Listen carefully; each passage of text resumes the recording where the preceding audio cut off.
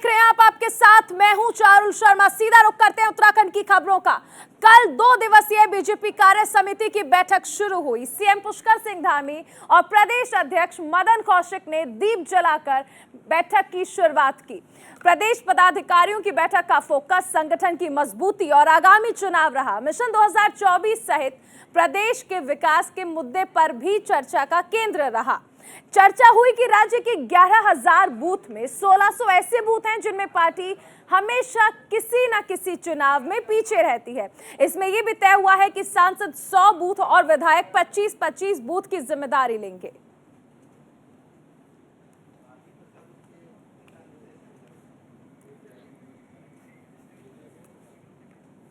और इस पर ज्यादा जानकारी के लिए सीधा रुख करेंगे हमारे सहयोगी रोहित विक्रम सिंह का। रोहित, देखिए, यही फर्क आ जाता है जब हम राष्ट्रीय पार्टियों में देखते हैं, खासकर उत्तराखंड में, कि किस तरह से मजबूत किया जाए। एक तरफ कांग्रेस है और एक तरफ बीजेपी है। यहाँ बूथ स्तर से जो कार्य किया जाता है वही एक वजह मानी जाती है, खासकर बीजेपी की, कि किस तरह से पार्टी को मजबूत किया जा रहा है। और उसको लेकर देखिए बैठक का आयोजन भी हुआ।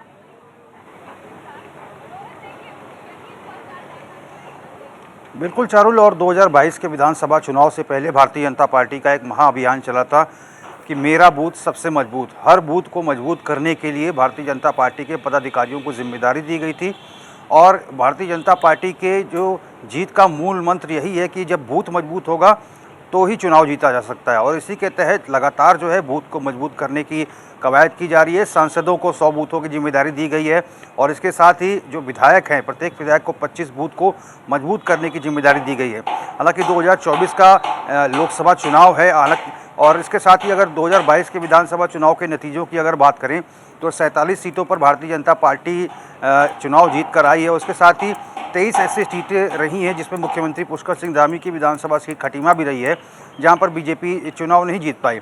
तो भारतीय जनता पार्टी 100% परसेंटेज के साथ, 100% मार्जिन के साथ चुनाव में उतर रही है 2024 के लोकसभा चुनाव के दृष्टिगत। और इसी को लेकर वो 100% अपना देना चाहती है। और पूरा प्रयास यही हो रहा है कि भारतीय जनता पार्टी के प्रत्येक पदाधिकारियों को, जो पन्ना प्रमुख हैं, बूथ पालक हैं, इन सभी को जिम्मेदारी दी गई है कि लोकसभा चुनाव में जहां पर कमी बेसी 2022 के विधानसभा चुनाव में रह गई है, 2024 के लोकसभा चुनाव में उन कमियों को दूर किया जाए। और इसी के तहत जो है 2 दिवसीय कार्य समिति की बैठक चल रही है। 4 बजे से बीते रोज ये बैठक प्रारंभ हुई थी और तमाम बिंदुओं पर चर्चा हुई। प्रदेश प्रभारी दुष्यंत गौतम, प्रदेश अध्यक्ष मदन कौशिक, सह प्रभारी रेखा वर्मा, प्रदेश महामंत्री संगठन अजय कुमार, मुख्यमंत्री पुष्कर सिंह धामी, इन तमाम नेताओं ने बैठकर चिंतन मंथन किया और आगे के 2027 के विधानसभा चुनाव और 2024 के लोकसभा चुनाव में किस तरह से पार्टी को मजबूत किया जाएगा, इन तमाम पहलुओं पर एडवांस तौर पर चर्चा हुई है। बिल्कुल रोहित, आप बने रहिए, आगे भी आपसे जानकारी ली जाएगी।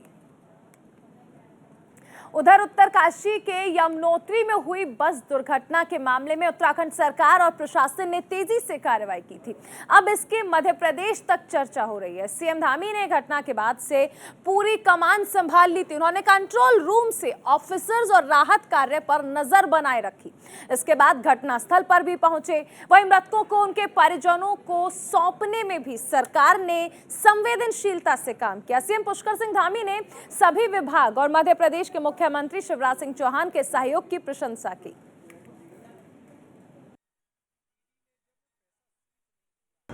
मैं सभी जितने भी वहाँ के स्थानीय प्रतिनिधि थे, स्थानीय लोग थे, प्रशासन के लोग थे और स्वास्थ्य विभाग के लोग थे, जिन्होंने रातों रात सारा पोस्टमार्टम किया। उसके बाद यहाँ पर भी जॉली हिमालयन हॉस्पिटल में भी जो है जिस प्रकार से एम्बार्मिंग की व्यवस्था बहुत मतलब कम समय में की गई और जल्दी से जल्दी सभी लोगों ने प्रयास किया। इसमें सभी का योगदान है। मैं सभी का धन्यवाद करता हूं कि इतनी बड़ी घटना में उनके पार्थिव शरीर उनके घर तक शाम तक पहुंच गए, जिसके कारण से कि उनके परिवार वाले लोगों को जल्दी ज़्यादा इंतजार नहीं करना पड़ा।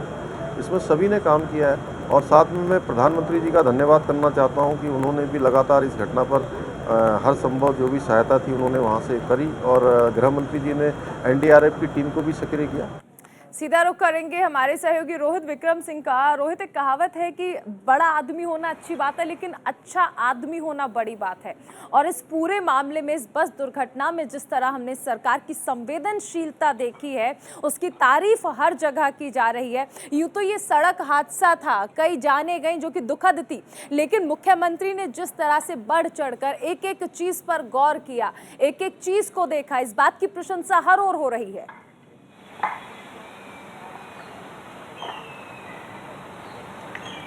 बिल्कुल चारुल, मुख्यमंत्री पुष्कर सिंह धामी जनता के भरोसे को सिद्ध करने और उनके कामों के सरलीकरण करने, उनके कामों के निस्तारण को लेकर और उनको हर सुविधा देने के मूल मंत्र पर इस बार काम कर रहे हैं। और मुख्यमंत्री पुष्कर सिंह धामी ने इसी के दृष्टिगत जो है, जिस तरह से मध्य प्रदेश के जो तमाम तीर्थयात्री हैं जिन्होंने बस हादसे में अपनी जान गंवाई, उसमें बहुत संवेदनशीलता दिखाई। तुरंत मुख्यमंत्री ने मध्य प्रदेश के मुख्यमंत्री शिवराज सिंह चौहान का इंतज़ार किया और शाम को जब मुख्यमंत्री शिवराज सिंह चौहान पहुंचे तो सुबह सुबह ही दोनों मुख्यमंत्री घटनास्थल के लिए रवाना हुए, तमाम चीज़ों का जायज़ा लिया। उसके साथ ही प्रधानमंत्री नरेंद्र मोदी ने भी इस घटना का संज्ञान लिया और मुख्यमंत्री पुष्कर सिंह धामी से फीडबैक लिया। गृह मंत्री अमित शाह ने भी इस बात का संज्ञान लिया और बेहद दुख जताया। तो ये तमाम चीज़ें हैं जो जनता के मन को छूती हैं और मुख्यमंत्री पुष्कर सिंह धामी का ये कार्य बेहद सराहनीय है। और जिस तरह से वो घटनास्थल पर गए, चीज़ों का मुआयना किया और जो पीड़ित परिवार हैं उनसे मुलाकात की, और इसके साथ ही जल्द से जल्द वायुसेना के हेलीकॉप्टर से जो पार्थिव शरीर हैं उनको देहरादून के जॉली ग्रांट एयरपोर्ट पहुंचाया। और मध्य प्रदेश के मुख्यमंत्री Shivraj Singh Chouhan Jolly Grant airport पर चार्टर्ड प्लेन से सभी शवों को लेकर मध्य प्रदेश पहुंचे। तो ये तमाम चीज़ें हैं, समन्वय और सामंजस्य भी दिखा भारतीय जनता पार्टी की दोनों स्टेट की सरकारों में, दोनों मुख्यमंत्रियों में, और इसके साथ ही प्रधानमंत्री, गृह मंत्री, सभी लोग इस बात की जो है अपडेट लेते रहे कि कितना प्रोग्रेस है, क्या कुछ है। और निर्देश भी दिया गया कि सभी जो पीड़ित परिवार हैं जिनके अपने जो हैं अब इस दुनिया में नहीं हैं, सबके घर सरकार जाके उनको ढांढस बताए। मुख्यमंत्री शिवराज सिंह चौहान लगातार जो है उन सभी परिवारों से मिल रहे हैं, यहाँ से मुख्यमंत्री पुष्कर सिंह धामी उनसे बातचीत कर रहे हैं। तो ये तमाम चीज़ें हैं जो जनता के मन में एक भाव पैदा करती हैं और ये विश्वास दिलाती हैं कि प्रतिनिधि हो, जो उनका जनप्रतिनिधि है, जो उनका मुखिया है, वो उनकी समस्याओं को समझे और खुद समझे कि किस तरह से ऐसे मामलों में डील करना चाहिए। आप बने रहिए रोहित, आगे भी आपसे जानकारी लेंगे। विश्व खाद्य सुरक्षा दिवस पर खाद्य सुरक्षा विभाग और एनएचएम ने जॉइंट वर्कशॉप की और इसके जरिए स्वस्थ भोजन बेहतर जीवन के मंत्र के साथ एक जन जागरूकता अभियान की शुरुआत की। वर्कशॉप का आयोजन राज्य स्तर पर किया गया। इस मौके पर फूड ड्रग एडमिनिस्ट्रेशन के उप आयुक्त जीसी कांडवाल ने कहा कि विभाग होटल के खाने की गुणवत्ता पर विशेष ध्यान दे रहा है। उन्होंने जानकारी दी कि खाद्य सुरक्षा विभाग की ओर से इंस्पेक्शन, सैंपलिंग और ऑडिट में इजाफा किया गया है, जिसका परिणाम ये रहा कि उत्तराखंड खाद्य सुरक्षा सूची में 7वें पायदान पर आया है।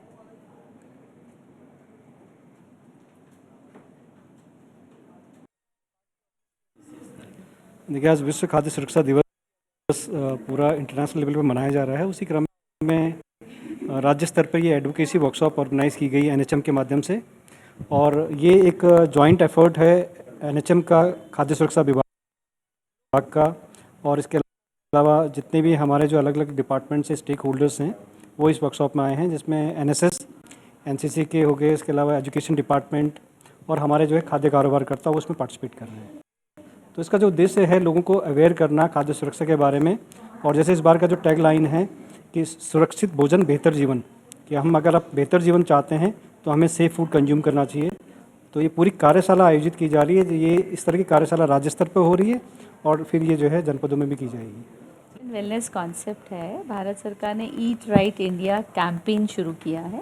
इसके अंतर्गत ये पहली राज्य कार्यशाला है और इस तरह से हम प्रत्येक ज़िले में कार्यशाला होगी, जिसमें हम एक तरह से जन जागरूकता फैलाना चाहते हैं कि लोगों को क्या खाना चाहिए, क्या नहीं खाना चाहिए, खाना किस तरह से, जो पैकेजिंग होती है, जो फॉइल पैकेजिंग हो गई, प्लास्टिक का हो गया, प्लास्टिक का इस्तेमाल हो गया, पॉलीथीन हो गया, फिर जो खाना जैसे तेल बहुत ज़्यादा होता है, बाहर से जो आप खाना ऑर्डर करते हैं उसमें तेल ज़्यादा होता है, नमक ज़्यादा होता है, चीनी ज़्यादा होती है, तो भारत सरकार का एक मंत्रा है कि आज से थोड़ा कम, चीनी कम, नमक कम, तेल कम, पर कोशिश है कि लोगों को अवेयर करें कि सही भोजन खाएं, सही समय पे खाएं और हेल्थ एंड वेलनेस कॉन्सेप्ट से अपने जीवन शैली को अच्छा बनाते हुए स्वस्थ रहें।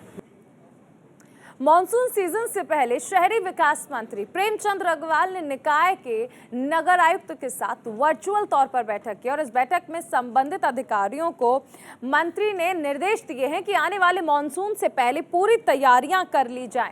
इस दौरान उन्होंने अधिकारियों को निर्देश दिए हैं कि नालियां जाम या फिर हो, अगर इससे पानी जो है सड़कों पर आएगा तो इसके लिए 15 जून तक के अभियान के तहत साफ सफाई चाक चौबंद कर ली जाए। शहरी विकास मंत्री प्रेमचंद अग्रवाल ने कहा कि आने वाले दिनों में डेंगू ना फैले, इसके लिए भी अभियान चलाया जाए।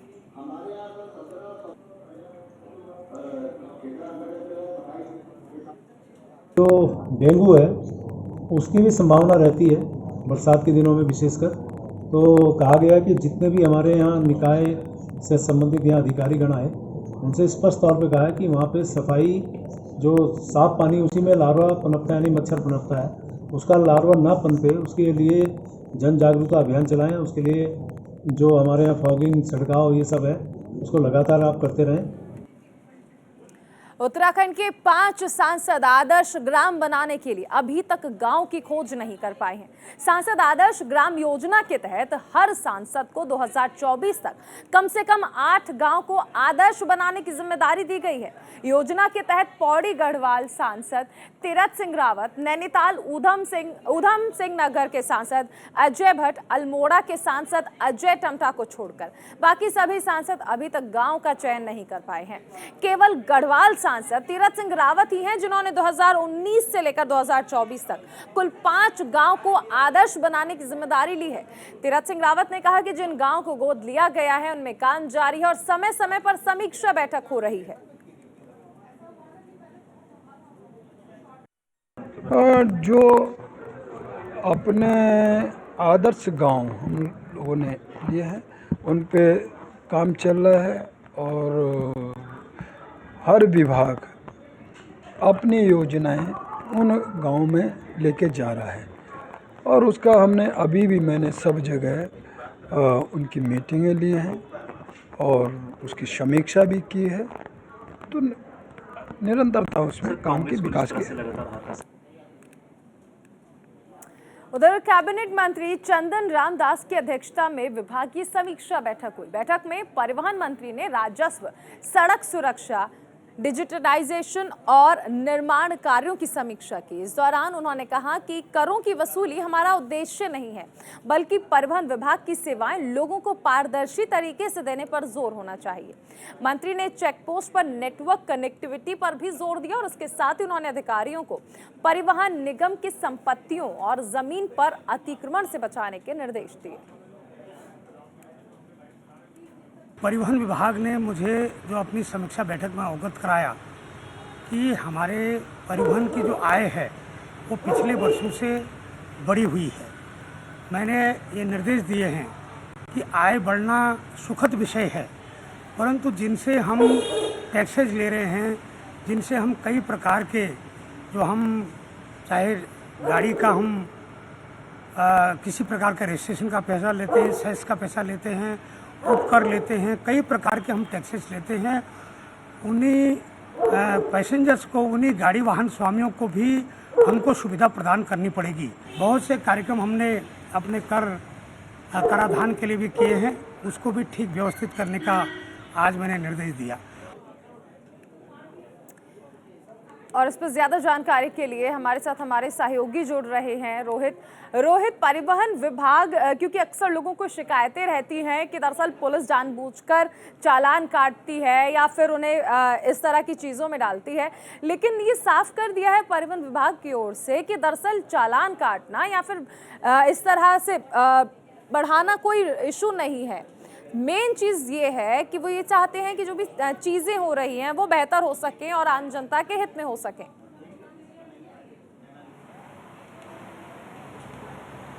बिल्कुल चारुल, राज्य गठन से लेकर अब तक अगर परिवहन विभाग की बात करें तो ये ऐसा विभाग है जो अभी तक घाटे में ही रहा है और घाटे से अभी तक उबर नहीं पाया है।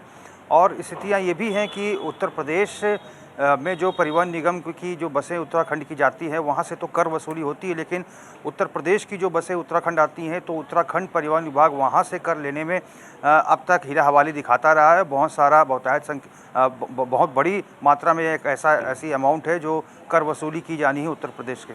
और इसके साथ ही परिवहन विभाग के जो मंत्री हैं उसके चंदन रामदास, उनकी अध्यक्षता में जो बैठक हुई है, उनका पूरा प्रयास है कि परिवहन विभाग को पहले तो घाटे से उबारा जाए। उसके साथ ही बहुत सारी ऐसी रूटें हैं जहां पर परिवहन निगम की बसें नहीं जाती हैं। उत्तर प्रदेश की अगर बात करें तो देहरादून से लखनऊ जाने वाली जो वॉल्वो बसें हैं उत्तर प्रदेश परिवहन निगम की, वो कई बहुतायत संख्या में है, लेकिन उत्तर प्रदेश और लखनऊ और आसपास के क्षेत्रों में उत्तराखंड परिवहन निगम की कोई भी वॉल्वो बस नहीं है। ऐसे में इन तमाम मसलों को लेकर चिंतन मंथन हुआ है कि जैसे दिल्ली में परिवहन निगम की वॉल्वो बसें बहुतायत संख्या में हैं जो दिल्ली से देहरादून अप डाउन करती हैं, ऐसे में देहरादून से लखनऊ में भी उत्तराखंड परिवहन निगम की एसी बसें जो है वॉल्वो की, उनकी संख्या को बढ़ाया जाए। उसके साथ ही क्या कुछ बसों में दिक्कत है, क्या कुछ उनके फिटनेस में समस्या है, चार धाम यात्रा मार्गों पर जो बसें चल रही हैं क्या वो सुचारू तरीके से व्यवस्थित हैं, क्या उनमें कोई कमी तो नहीं है। इन तमाम मसलों को लेकर चर्चा हुई है। मोटा जो लब्बो लवाब इस बैठक का यही रहा है कि परिवहन निगम को घाटे से उबारा जाए, परिवहन निगम की जो बसें हैं उनको दुरुस्त किया जाए, परिवहन निगम की बसों की संख्या में इजाफा किया जाए और सरकार की तरफ से पूरा प्रयास यही हो कि जो बस कंडक्टर और तमाम जो कर्मचारी परिवहन निगम में काम करते हैं वो परिवहन निगम की आय से ही उनको वेतन दिया जाए। ऐसा ना हो कि सरकार के ऊपर अतिरिक्त बोझ बने। तो ये बैठक का मेन मकसद रहा है, जिसके ऊपर अधिकारियों को निर्देश दिए गए हैं कि इसमें एक मास्टर प्लान बनाकर सरकार को दिया जाए। रेवेन्यू जनरेट करना कोई लक्ष्य नहीं है। बहुत शुक्रिया इस तमाम जानकारी के लिए रोहित। उत्तराखंड के बढ़ते एडवेंचर टूरिज्म को देखते हुए जल्द ही पर्यटन विभाग महाभारत ट्रेल शुरू करने जा रहा है, जिसमें ट्रैकिंग के शौकीन सैलानियों को उन्हीं पैदल रास्तों से घुमाया जाएगा जिन रास्तों पे महाभारत काल के समय पांडव गोत्र हत्या का पाप मिटाने के लिए गए थे। राज्य के पर्यटन मंत्री सतपाल महाराज ने कहा कि अभी तक पर्यटन विभाग की जिन नीतियों के चलते परेशानियां खड़ी हुई थी उन्हें दूर करने का काम किया जा रहा है, जिससे राज्य में पर्यटन को बढ़ावा मिल सके।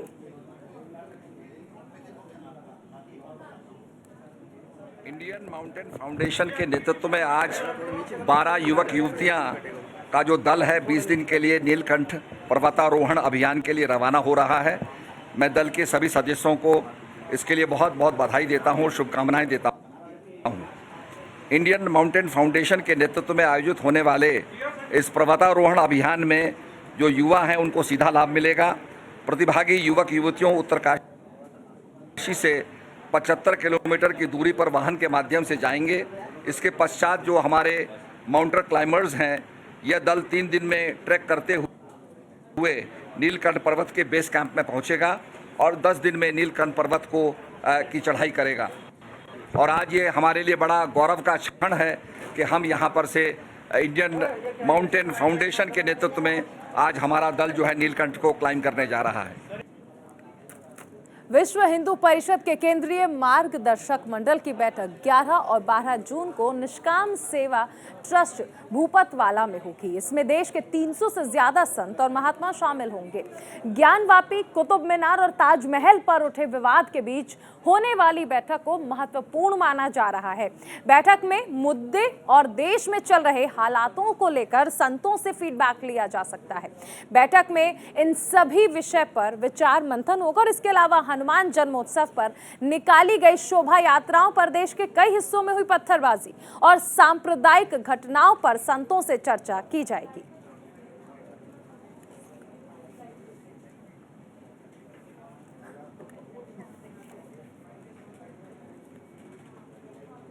इस पर ज्यादा जानकारी के लिए हमारे सहयोगी संजय पुंडीर हमारे साथ जुड़े हैं हरिद्वार से।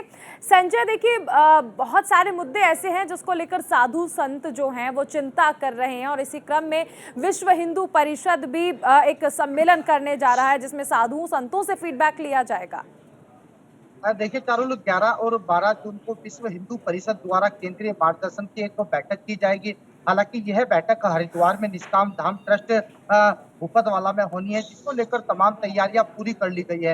हालांकि बैठक का मेन मुद्दा जो मेन चर्चा होनी है, किस तरह लगातार ही देश भर में जो हालात है उन पर चर्चा की जाए। उसमें कुछ मीनार हो या ताजमहल हो या तमाम तरह के जो इन दिनों बातें उठ रही हैं उन सब पर चर्चा की जाएगी। तो कहा जा सकता है इस बैठक में देश के कोने कोने से जो संत है वो पहुंचेंगे और जो विश्व हिंदू परिषद के पदाधिकारी हैं वो संतों से चर्चा करेंगे। तो कहा जा सकता है कि जिस तरह से संत अपनी सहमति बनाएंगे उस पर कहीं ना कहीं विश्व हिंदू परिषद पूरी तरह काम करेगा। तो कहा जा सकता है तमाम तरह की जो तैयारियां हैं वो पूरी कर ली गई है और 11 और 12 जून से पहले जहां पर ये बैठक होनी है सभी तैयारियां यहाँ पर पूरी हो गई है। चारू बिल्कुल बने रहिए, आगे भी आपसे जानकारी लेंगे संजय।